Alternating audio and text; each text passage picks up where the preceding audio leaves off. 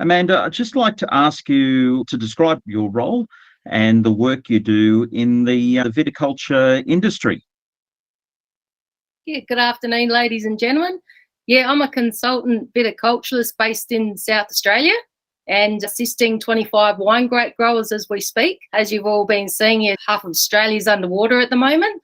So there's a massive downy mildew outbreak occurring right now. So it's just basically, monitoring population levels, monitoring the frequency, assisting growers with their fungicide spray programs. So I'm based from more of a technical viticulture role and work for some prominent wine companies, including the Yalumba Wine Company, Treasury Wine Estates, where there's not too many ladies in the field, but we really enjoy it. Each day is a new adventure. And it involves a very diverse skill set, which is great. Involving a bit of GIS and remote sensing, vineyard mapping. You might throw in a bit of engineering into the equation, a bit of biology, where you've got to understand the development stages of the fungal disease life cycle and also different pests that can cause an issue in the vineyards, and also understanding their development stage as well. So it is rather diverse. I've been working in the industry for the last, 28 years. And I think it was about 7 or 8 years ago, I decided to take on a challenge to go out on my own, and it's very rewarding helping the small growers out. Fantastic. And so in terms of your background, Amanda, had you always thought of working in the viticulture industry, or was it something you stumbled upon? It was something I stumbled upon straight out of school. I got into a Bachelor of Economics degree at a university in South Australia. I think I lasted about 6 months because I was so bored. And so I went to the careers panel and said, look, can I work out a degree that could help me assist getting a half an outdoor job, because I like the outdoors, and half an indoor job. And they say, look, let's just mix it up and let's throw in a bit of physical geography, let's throw in a bit of mathematics, let's throw in a bit of geography. So I came out with a Bachelor of Arts degree and had nowhere to go. And then I decided to take a vintage job at Penfolds Winery and really enjoyed the wine industry from there. And then another job came up where the vineyard managers were saying, look, it'd be nice to see a few extra ladies come on board. We'll teach you how to drive tractors, how to operate the machinery, how to prune grapevines.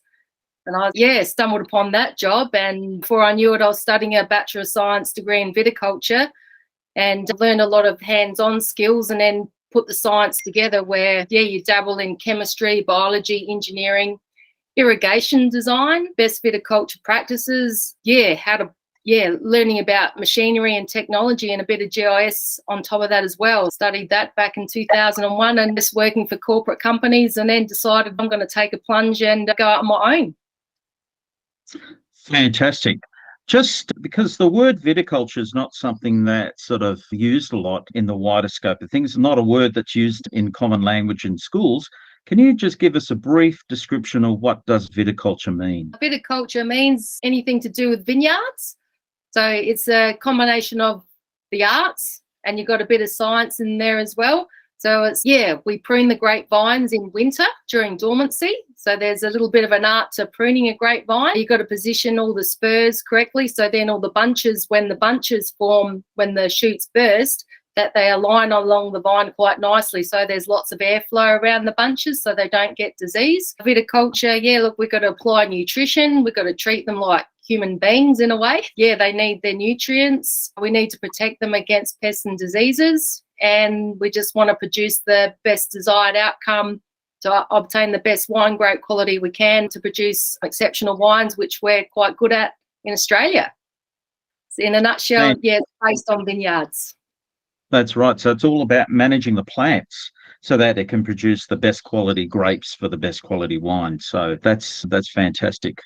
All good. I know in South Australia there's some, and at Wagga, there's some great training opportunities there. Amanda, did you just want to say something more about that?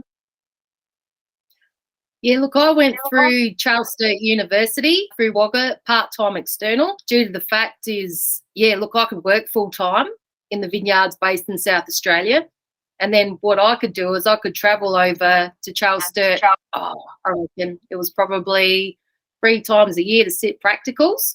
And then through my first degree, it wasn't a complete waste of time. I had a few subjects up my sleeve where I got status for. Or the other option, you could study through TAFE as well. There's a massive shortage of vineyard machinery operators out there. We're screaming out for many. I dare say there'd be TAFE courses in the wine regions of Victoria, I'd say New South Wales, and there's certainly in South Australia. Or there's another option, you could study full-time and do the full Monty, do a Bachelor of Science degree in viticulture through Adelaide Uni, but unfortunately they only offer that course internally, and I think it's 4 years. But with Charles Sturt Uni, you come out with the same qualification. It might take you a little bit longer, but at least you can work full-time and get your hands, sink your fingers into viticulture at the same time. Fantastic. I think the important thing here is that there's lots of opportunities, but knowing exactly what they are.